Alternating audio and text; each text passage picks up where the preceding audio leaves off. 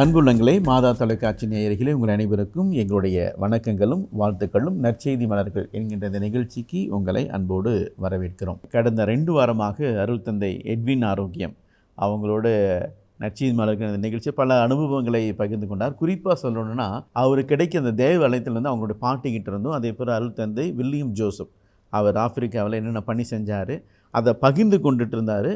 அந்த பகிர்வினால் அதை கேட்டுட்டு நானும் ஒரு ஃபாதர் ஆகணும்னு சொல்லிட்டு அது 8ஆம் கிளாஸ் படிக்கும்போது அவர்களுக்கு ஒரு உந்துகோலாக இருந்துச்சு. அதன் வழியாக அவர் ஃபாதர் ஆகிறதுக்கு முயற்சி பண்ணார். அதே போல் படிச்சுட்டு இருக்கும் பொழுதும் செமினரி லைஃப்லேயும் பலவிதமான கஷ்டங்கள். புனித ஜான் மரிய வியானிக்கு கிடைத்த அதே கஷ்டம்தான் இவருக்கும். இங்கிலீஷ் அவ்வளோ நல்லா பேச முடியல, பழக முடியல. ஏன்னா அவர் வாழ்ந்த சூழ்நிலை அப்படி. அதனால் ஆங்கிலம் பேச முடியாமல் படிக்க முடியாமல் இருந்தங்காட்டிக்கு அவரை செமினில் விட்டு அனுப்பிச்சிடுறாங்க அப்படின்னு கூட சொல்லியிருந்தாங்க. பட்டு அவங்களுடைய ப்ரொஃபஸர்ஸு அவங்களுடைய ஃப்ரெண்ட்ஸ் எல்லாம் சேர்ந்து அவருக்கு சொல்லி கொடுத்து இன்றைக்கி ஒரு மிகப்பெரிய ஒரு அருள் தந்தையனாக வாழ்ந்து கொண்டிருக்கார், நம்மோடு இருக்கிறார். ஆகவே உங்கள் அனைவருடைய சார்பாக அவரை வாழ்த்துக்கிறேன். அவ்வளோ முயற்சிகள், அவ்வளோ கஷ்டங்கள், அவ்வளோ வேதனைகள் இருந்தாலும் நான் நல்ல ஒரு குருவானவராக கண்டிப்பாக ஆவேன்னு சொல்லி இன்றைக்கி ஒரு குருவானவராக மாறியிருக்கார். அதே போல் இவருடைய அனுபவங்களை பற்றி போன வாரம் பேசிகிட்டு இருக்கும்போது அழகாக ஒன்று சொன்னார்.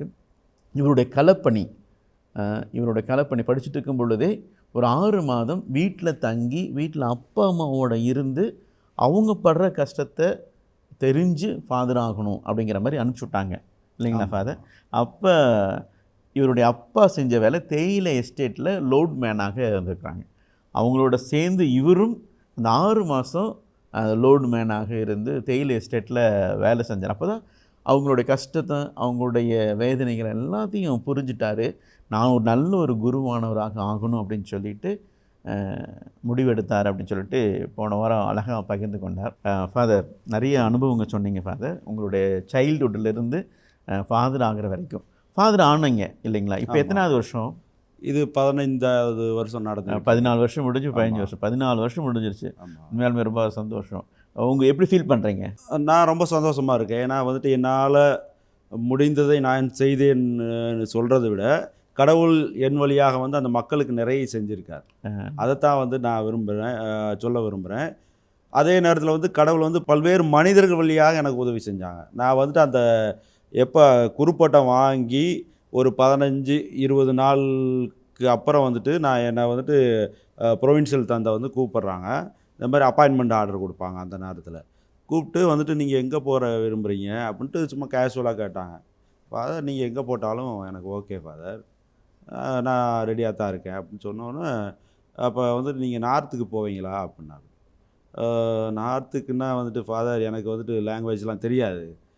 என்னோட படித்த சக குருக்கள் வந்துட்டு நிறைய பேர் ஹிந்தியில் வந்துட்டு நல்லா டாப்பாக இருக்கிறாங்க. 90-99 மார்க் வாங்கினவங்களாம் இருக்கிறாங்க. அவங்கள கன்சிடர் பண்ணுங்கள் நீங்கள். என்னால் வந்துட்டு நான் போயிட்டு ஹிந்தியெலாம் படிக்கணும், படித்து அந்த மக்களோட கலாச்சாரம்லாம் பார்க்கணும். என்னால் வந்து முடியாது. அப்படியே நீங்கள் அனுப்ப விரும்புனீங்கன்னா ஒரு 6 மாதம் டைம் கொடுங்க, நான் ஹிந்தி இங்கேயே படிச்சுட்டு போகிறேன் அப்படின்னு சொன்னேன். இல்லை நீங்கள் அங்கே போய் படிச்சிங்கன்னா இன்னும் கூட கொஞ்சம் நல்லா இருக்கும் அப்படின்ட்டு ரொம்ப நானும் அழுகாத குறையாக கேட்டேன்.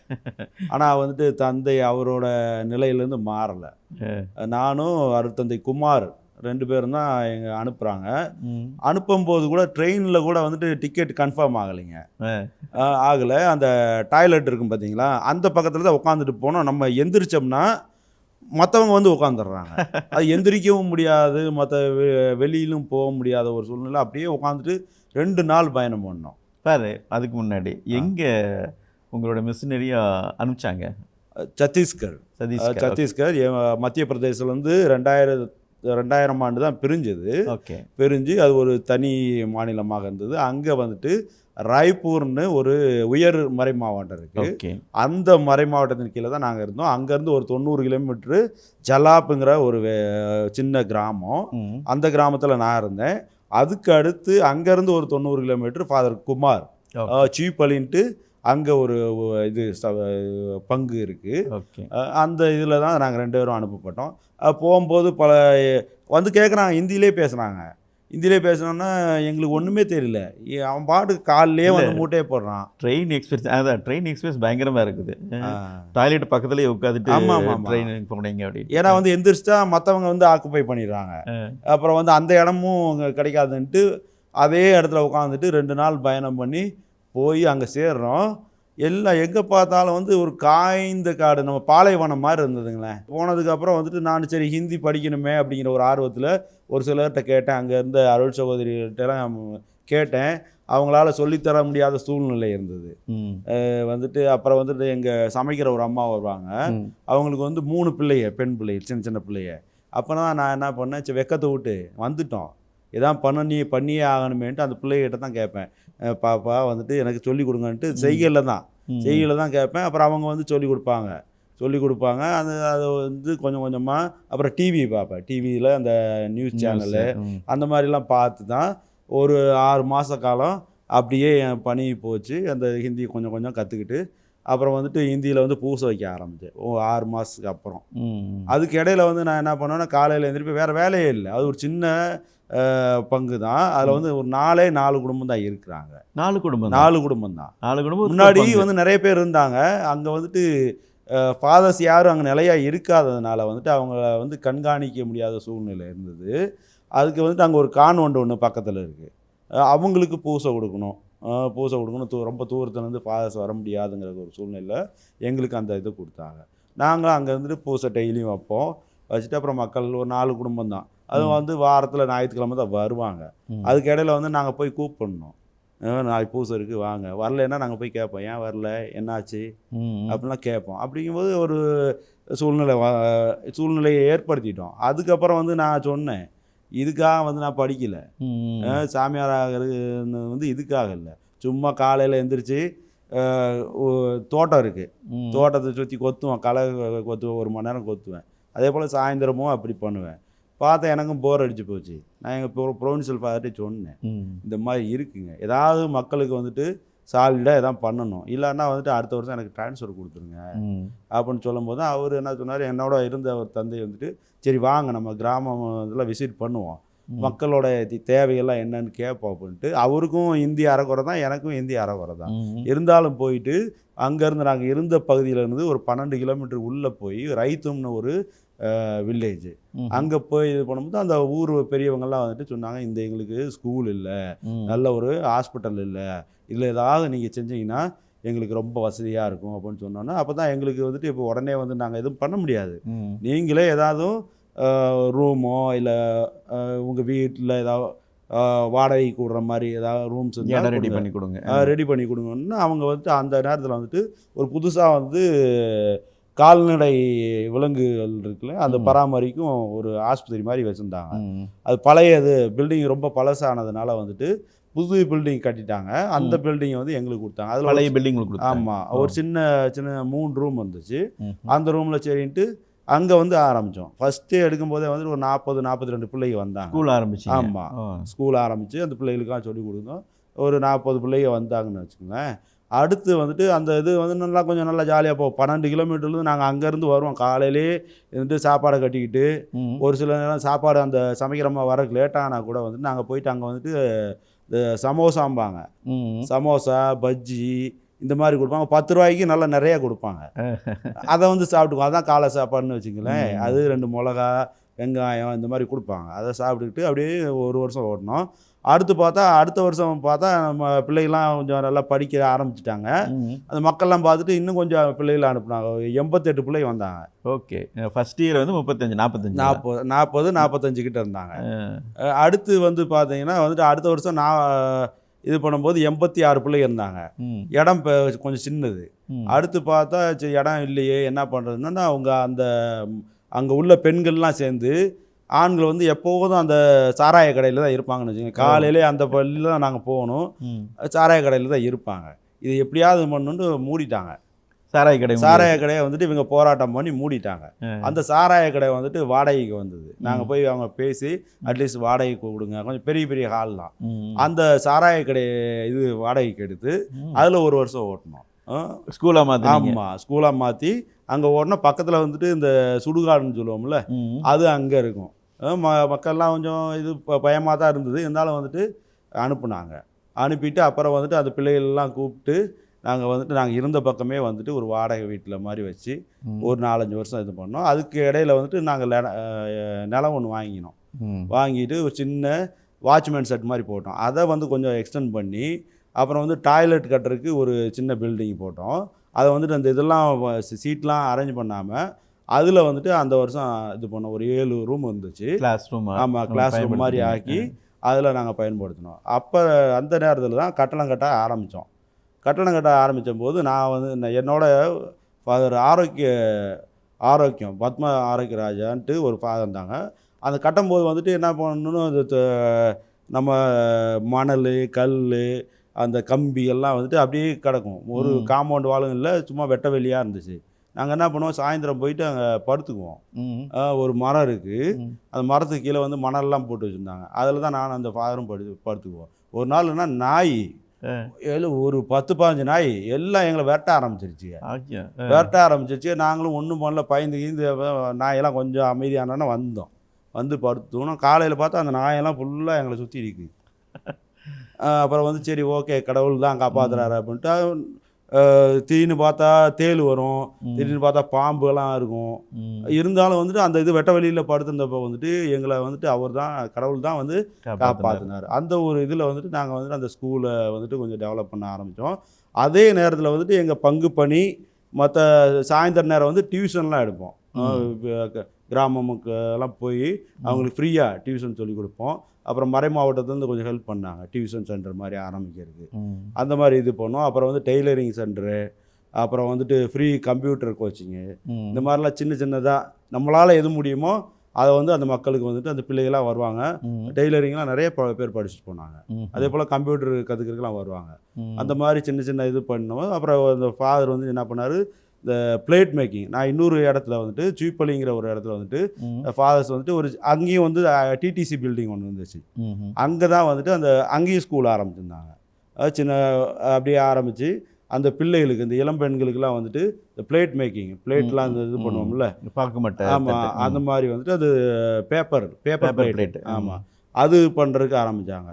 அதுலேருந்து அப்புறம் பப்படம் மேக்கிங், அந்த மாதிரி இதெல்லாம் வந்துட்டு இப்போ இளம் பெண்களுக்கும் அப்புறம் சும்மா வேலை இல்லாமல் இருக்கிறவங்களுக்குலாம் வந்துட்டு வேலை கொடுக்கணும் அப்படிங்கிற ஒரு நோக்கத்தில் அந்த பகுதியில் வந்துட்டு பார்த்திங்கன்னா ஒரு 18 வில்லேஜு ரொம்ப தொலைவாக இருக்கும்.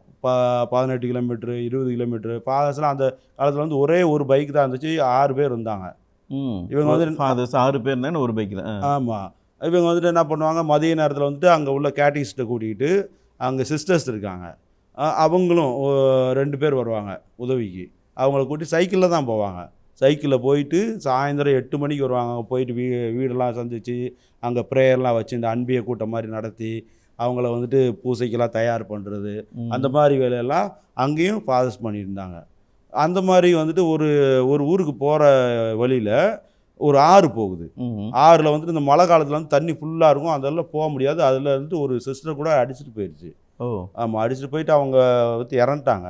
அந்த மாதிரி ஒரு சூழ்நிலையில் வந்துட்டு அந்த காடுலாம் போகணும். அந்த மக்கள் வந்துட்டு ஒரு சில டைமில் வந்துட்டு ஏற்றுக்குவாங்க, ஒரு சில டைமில் சண்டை போடுவாங்க. ஒரு நாள் வந்து கிறிஸ்மஸுக்கு நான் போனேன், பூசை கூப்பிட்டுருந்தாங்க. அந்த ஃபாதர் வந்துட்டு எல்லா கிறிஸ்மஸ் டைம் தான், கிறிஸ்மஸ் தான் அவங்களுக்கு பெரிய ஒரு கொண்டாட்டமே. எல்லா ஊர்லேருந்து மக்களை வந்து வண்டி வச்சு கூப்பிடுவாங்க. அந்த டிராக்டர் இருக்குது பார்த்தீங்களா, அதில் வந்து கூப்பிட்டு வருவாங்க. ஒரு நாளைக்கு முன்னாடியே வந்துடுவாங்க. வந்து அன்றைக்கி நைட்டு பூரா சாப்பாடு கொடுக்கணும், அவங்க தங்கறதுக்கு வசதி. மறுநாள் இது வந்துட்டு பூசை பார்ப்பாங்க. பூசை பார்த்தோன்னா அப்புறம் கலை நிகழ்ச்சியெலாம் இருக்கும். அதுக்கப்புறம் சாப்பாடெலாம் கொடுத்து அனுப்புவோம். அந்த டைமில் பார்த்து சரி அவங்க வந்து வர்றது ரொம்ப கஷ்டமாக இருக்குது, நமக்கு செலவும் ஓவர் அப்படிங்கிறத வந்து எல்லா ஃபாதர்ஸும் கூப்பிட்டு, ஃப்ரீயாக இருக்க ஃபாதர்ஸ்லாம் கூப்பிட்டு நீங்கள் எல்லா ஊருக்கு போங்க, அங்கே போய் பூசை வைக்கட்டும் அப்படின்னு சொன்னாங்க. நான் போகிறேன். அன்றைக்கி போயிட்டு 3 மணி ஆச்சு. நானும் அந்த கேட்டகிஸ்டும் போகிறோம், ஒருத்தரையும் காணோம். நைட்டு 3 மணிக்கு பூசைக்கு. மறுநாள் பகல்லையே போகிறோம். பகலில் போகிறோம், யாரையும் காணோம். என்ன, நான் குருஜியை கூப்பிட்டு, அவரை குருஜின்னு தான் கூப்பிடுவாங்க கேட்டகிஸ்ட்டை, நீங்கள் போய் பார்த்துட்டு வாங்கன்னு. அவங்க போயிட்டு பார்த்துட்டு கூப்பிட்டா வரமாட்டேங்கிறாங்க. எனக்கு ரொம்ப மன வருத்தமாக போச்சு. மக்கள் வந்துட்டு அவங்களோட சூழ்நிலை அப்படி, அதனால் வந்து நம்ம தப்பும் சொல்ல முடியாது. இருந்தாலும் வந்து இப்படிலாம் இருக்காங்களே அப்படிங்கும்போது நான் அது பூசை வைக்கலாம். அன்றைக்கி இந்த உதவி ஏதாவது செய்வாங்களாம் அப்படிங்கிற ஒரு எதிர்பார்ப்பு வந்துட்டு மக்கள்கிட்ட நிறையவே இருக்குது.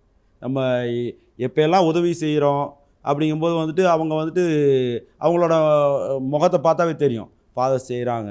ஏன்னா வந்துட்டு நாங்கள் போன புதுசில் எங்களுக்கும் வந்து அந்த அளவுக்கு உதவி செய்கிற அளவுக்கு எங்கள்கிட்ட இல்லாத சூழ்நிலையில் வந்துட்டு சரி எல்லாத்தையும் கூப்பிட்டு ஒரு பக்கமாக வைக்கும்போது கொஞ்சம் செலவு வந்துட்டு கம்மியாகும். ஒரு சிலர்லாம் வந்து தாராள உள்ளத்தோடு வந்துட்டு அரிசி பருப்பு காய்கறிலாம் வந்துட்டு காணிக்கையாக கொடுப்பாங்க, மூட்டையாக கொடுப்பாங்க. அதை வச்சு மக்களுக்கு வந்துட்டு சமைச்சு கொடுப்போம். அந்த மாதிரி ஒரு சூழ்நிலை தான். மக்கள் வந்துட்டு ஏன்னா எல்லா நேரத்துலையும் வந்துட்டு அவங்க வர முடியாது. எல்லா நேரத்துலையும் நாங்கள் தான் அங்கே போய் பூசை வைப்போம். அட்லீஸ்ட் ஒரு 4 நாளும் வந்து எல்லாரோட சேர்ந்து இருக்கட்டும் அப்படிங்கிற ஒரு நல்லெண்ணத்தோடு நாங்கள் செஞ்சோம்.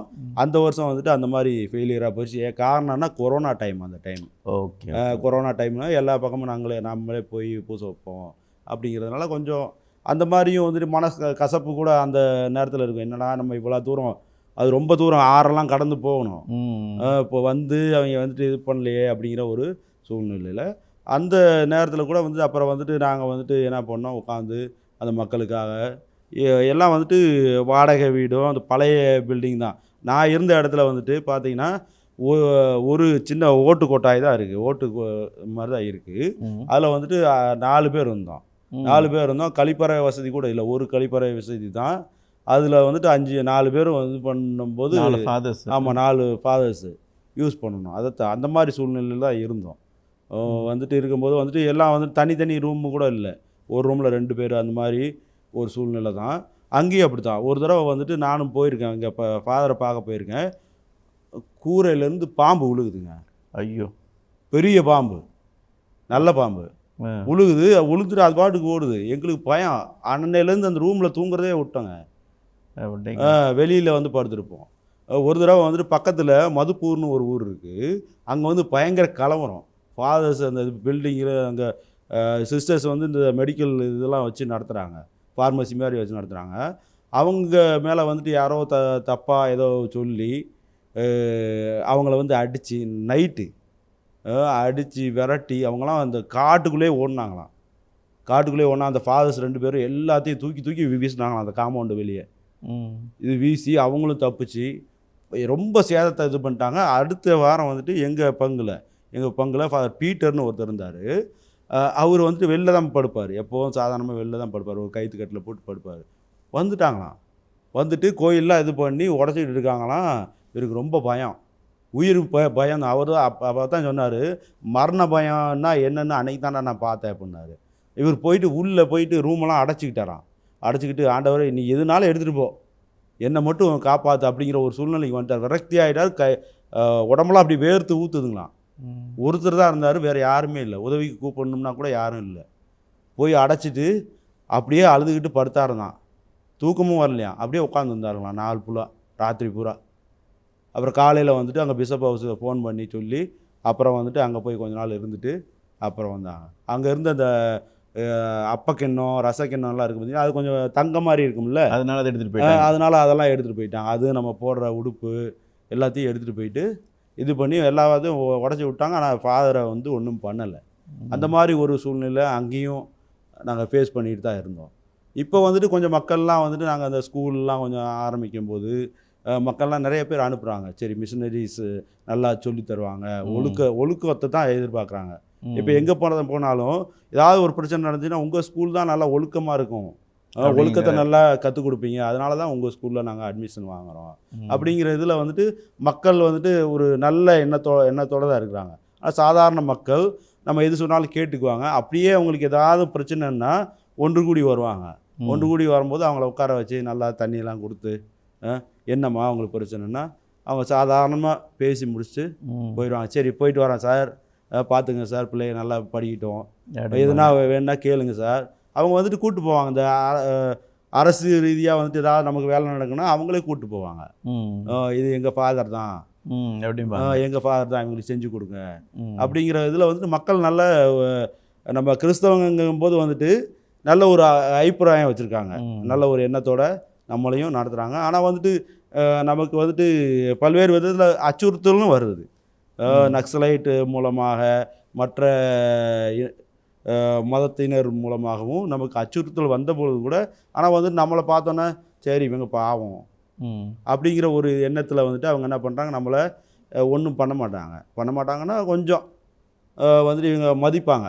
ஃபாதர்ஸ் அவங்க மேலே கை வைக்கக்கூடாது அப்படிங்கிற ஒரு நல்லெண்ணமும் இருக்குது அவங்ககிட்ட. பரவாயில்ல ஃபாதர், நிறைய ஒரு அனுபவங்களை பகிர்ந்துருக்கிறீங்க. உண்மையாலுமே ஒரு கஷ்டமான சூழ்நிலைகள் இருந்திருக்கு, போராட்டங்கள். உண்மையாலுமே அந்த இடத்துல போய் வாழ்கிறது ரொம்ப ஆச்சரியமாக இருந்துச்சு. நீங்கள் போகும்போதே வந்து ட்ரெயினில் வந்து டாய்லெட்டு பக்கத்தில் தான் உட்காந்து போனீங்க அப்படிங்கிற ஒரு இது. அதே போல் அங்கே போய் ஹிந்தி கற்றுக்கிட்டுருக்கு ரொம்ப கஷ்டப்பட்டீங்க. அது கற்றுக்கிட்ட பிறகு வந்து அந்த மக்களோட பழகின காரியங்கள், அதை விட உன்னான்னு ரொம்ப சந்தோஷமாக இருந்தது. சொல்ல ரொம்ப சுவாரஸ்யமாக இருந்தது. என்னென்னா, நீங்கள் ஸ்கூல் ஆரம்பித்தது வந்து மாட்டுக்கொட்டையில் ஆரம்பிச்சிங்க. ஆமாம் இல்லைங்களா? மாட்டு தொழுவத்தில் ஆரம்பித்து அதன் பிறகு சாராயி கடையில் போய் லேண்ட் ஆனீங்க. அங்கே மறுபடியும் ஸ்கூல் ஆரம்பிச்சிங்க. அப்புறம் ஒரு பில்டிங் போடும்போது பல விதமான கஷ்டங்கள், பல விதமான விலங்குகள் பிரச்சனை, அதெல்லாம் அழகாக சொன்னீங்க. அதே போல் உண்மையாலுமே பாராட்டணும் ஃபாதர், திருடர்கள் கொள்ளையர்களுடைய தாக்குதல் உங்களுக்கு இருந்திருக்கு. ஆனால் அதையும் தாண்டி தொடர்ந்து அங்கே படிச்சிருக்கேன். எத்தனை வருஷமாக அங்கே இருந்தீங்க சார்? அங்கே வந்து நான் 14 வருஷம் கம்ப்ளீட் பண்ணிட்டு 15வது வருஷத்துல இங்கே வந்தேன் நான். 14 வருஷம் அந்த பங்கில் அந்த இடத்துல சத்தீஸ்கரில் இருந்திருக்கீங்க. ஆமாம். உண்மையான ஃபாதர், நிறைய அனுபவங்களை கண்டிப்பாக பெற்றிருப்பீங்க. தொடர்ந்து அடுத்த வாரம் உங்களுடைய அனுபவங்களை எங்களோட பகிர்ந்து கொள்ளுங்கள் ஃபாதர். அன்பு உள்ளங்களே, நிறைய காரியங்களை பற்றி ஃபாதர் அழகாக நம்மக்கிட்ட சொல்லிட்டு இருந்திருக்கிறாரு. சத்தீஸ்கரில் போய் என்னென்ன பணிகள்லாம் செஞ்சார், கல்வி பணி, அதில் வர பிரச்சனைகள் பற்றிலாம் ஷேர் பண்ணார். தொடர்ந்து அடுத்த வாரம் அவரோட இன்னும் அதிகமான காரியங்களை கேட்டு தெரிந்து கொள்வோம். அதுவரை உங்களிடமிருந்து விடைபெறுகிறோம். நன்றி, வணக்கம்.